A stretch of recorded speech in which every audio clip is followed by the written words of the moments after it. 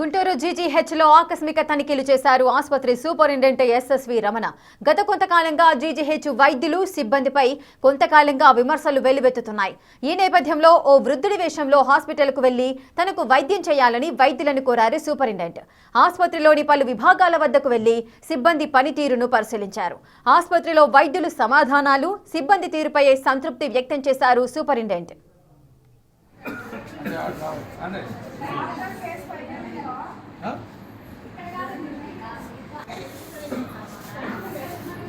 తప్పొచ్చావు అంటే అంటే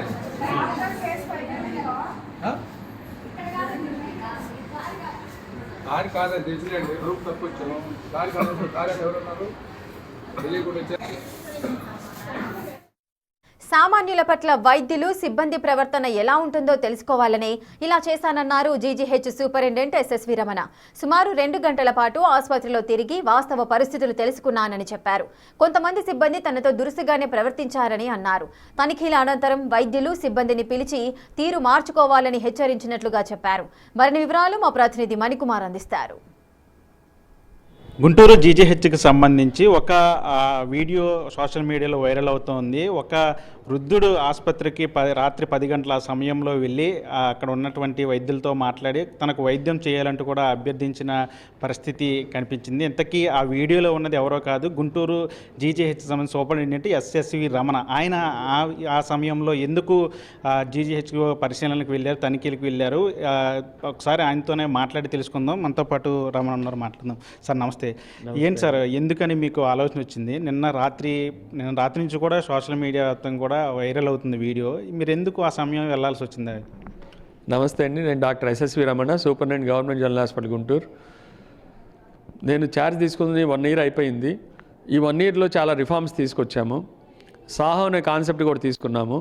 patient centred services ఇవ్వాలని, పేషెంట్ ఫస్ట్ అనే కాన్సెప్ట్ తోటి మనం ముందుకు వెళ్ళాలని.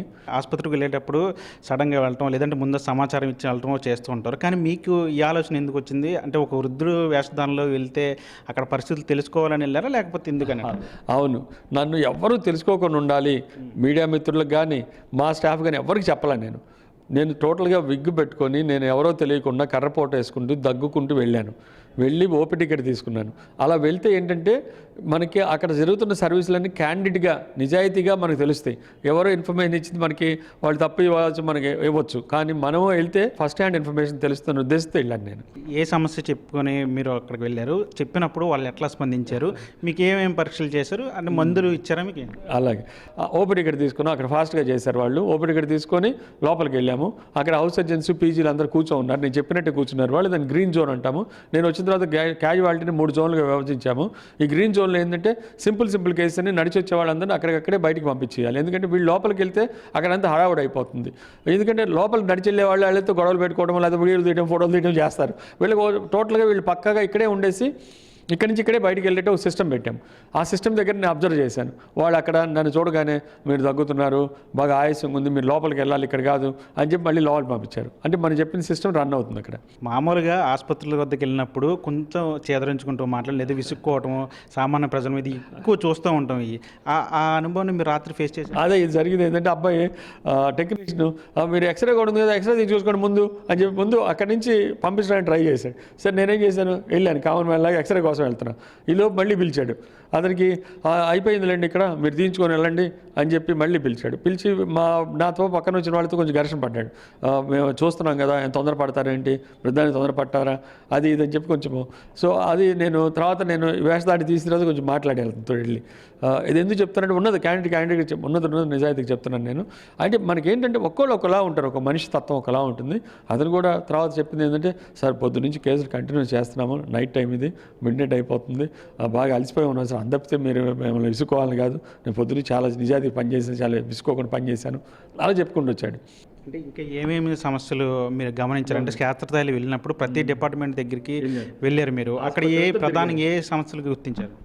ఇక్కడ అదే నేను వెళ్ళింది మెయిన్ కారణం ఏంటంటే డాక్టర్స్ అందరూ వాళ్ళ నైట్ డ్యూటీస్లో ఉన్నారా, ఎందుకంటే చాలాసార్లు నైట్ డ్యూటీస్ ఇబ్బంది ఉండట్లేదు, లేదా జూనియర్ డాక్టర్లను పెట్టి వెళ్తున్నారు, లేకపోతే వెళ్ళిపోయి ఆసుపత్రి భోజనం చేస్తా అని చెప్పి మళ్ళీ రావట్లేదు, ఇలాంటి వస్తూనే ఉంటాయి నాకు కంప్లైంట్స్.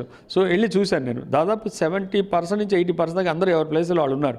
అయితే కొంతమంది లేరు అని అడిగినప్పుడు వాళ్ళు ఐసీయూకి వెళ్ళారనో థియేటర్లో ఉన్నారనో అలా చెప్పారు. తర్వాత చెక్ చేస్తే వాళ్ళు అక్కడే ఉన్నారు. సో నాకు కొంచెం నమ్మకం కలిగింది, ఓకే మన వాళ్ళందరూ మంచిగా పనిచేస్తున్నారు. లేబర్ వార్డు దగ్గరికి వెళ్ళాను. లేబర్ వార్డు దగ్గర చాలా కంప్లైంట్స్ వస్తాయి, డబ్బులు అడుగుతారు అది ఇది. వాళ్ళు మమ్మల్ని లోపలికి కూడా పోలేదు. ఆడవాళ్ళు వాడు మీరు ఎందుకు వెళ్తారు, లోపల ఎవరు తెలిసిన వాళ్ళు ఉన్నారని చెప్పి నేను తోసుకొని లోపలికి వెళ్ళటము, అక్కడైతే వాళ్ళు డబ్బులు అడగడానికి నేను చేయలేదు. అయితే వాళ్ళు ఏంటంటే అక్కడ మీరు లేడీస్ కాబట్టి మీరు జెంట్స్ వెళ్ళకూడదని ఒక కాన్సెప్ట్ తోటి నన్ను లోపలికి పోనే వాళ్ళు చాలాసేపు ఘర్షణ పడ్డారు. బట్ అయితే నేను అది మంచిగానే అనిపించింది నాకు, మంచిదే ఇది. నైట్ టైము లోపలికి ఎవరు వెళ్ళి పిల్లల్ని ఎత్తుకుపోయే వాళ్ళు ఉండొచ్చు, లేకపోతే జెంట్స్ ఎందుకు రావాలి, వాళ్ళ మదరో ఫాదరో అట్లయితే చెప్తే మేము లోపలికి పోనేమో, మీ పేషెంట్ పేరు చెప్పండి, ఇవన్నీ అడిగారు వాళ్ళు. అంటే గతం నుంచి చూస్తాం మన వార్తలు ఏంటంటే ఈ ఒకే బెడ్ మీద 2-3 పేషెంట్లు పెట్టడం, వాళ్ళకి అంటే కరెంట్ లేకపోవడం, ఫ్యాన్లు తిరగకపోవడం, ఇవన్నీ సమస్యలు ఇప్పుడు రెగ్యులర్గా కనిపిస్తూనే ఉంటాయి. అట్లాంటివి మీరు గుర్తించారా? మనకి యాక్చువల్గా అయితే బాలింతలు లోపలికి వెళ్ళలేదు. వాళ్ళైతే బాలింతలు నేను అనుకోండి ఇప్పుడు కూడా నేను ఈ 1 yearలో కూడా అబ్జర్వ్ చేశాను. ఒక బెడ్ పైన 2 ఉంటున్నారు. అందుకే ఎంసీహెచ్ బ్లాక్ వస్తుంది, 100 crores బ్లాక్. అది చూసే చెల్లించిపోయే ఇక్కడ జిమ్ఖానా స్టూడెంట్స్ అందరూ కూడా ఎంసీహెచ్ బ్లాక్ అని కడుతున్నారు. అది త్వరలో జనవరిలో కానీ మోస్ట్లీ ఓపెన్ అవ్వచ్చు.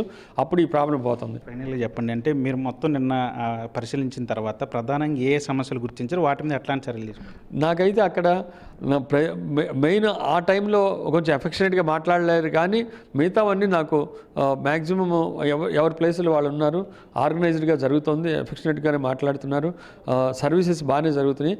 ఎక్కువ మంది ఉండటం వల్ల మనకి మంది ఎక్కువైతే మధ్య పలచబడినట్లు అక్కడ సర్వీసెస్లో కొంత ఫాస్ట్నెస్ అవి తగ్గటము, లేకపోతే ఇది ఇట్లా కాసేపు ఆగండి అని చెప్పడం అట్లా జరిగింది. కాకపోతే నేను ఎక్కువ మంది రావటం వల్ల జరిగింది తప్పించి మిగతావన్నీ నాకైతే మంచిగానే ఆర్గనైజ్డ్ జరుగుతుంది అనిపించింది. స్వయంగా సూపరింటెండెంట్ వెళ్ళి క్షేత్రస్థాయిలో అక్కడ పరిస్థితులు తెలుసుకునేందుకు ప్రయత్నించారు. ఒక సాధారణ వ్యక్తిలా వెళ్ళినప్పుడు ఆయన కూడా ఇబ్బందులు పడ్డాను, అక్కడ ఉన్నటువంటి సిబ్బంది కావచ్చు, వైద్యులు కావచ్చు, కొంతమంది నార్మల్గా స్పందించి కొంతమంది కొద్దిగా విసుక్కోవడం లాంటివి చేశారు. ఇట్లాంటివి ప్రధానంగా ఉన్నట్లు గుర్తించాను. ఇంకా మిగతా చోట్ల కూడా ఎమర్జెన్సీ వార్డు కావచ్చు, లేదా ఇతర చోట్ల కూడా కొన్ని లోపాలు ఉన్నట్లు గుర్తించి వాటన్నిటిని రెక్టిఫై చేసి ఇక్కడ పూర్తిగా కూడా ప్రజలకు మెరుగైన వైద్యాన్ని అందించే విధంగా కృషి చేస్తానని ఆయన కూడా చెప్తున్న పరిస్థితి. వలీతో మనీ, బిగ్ టీవీ.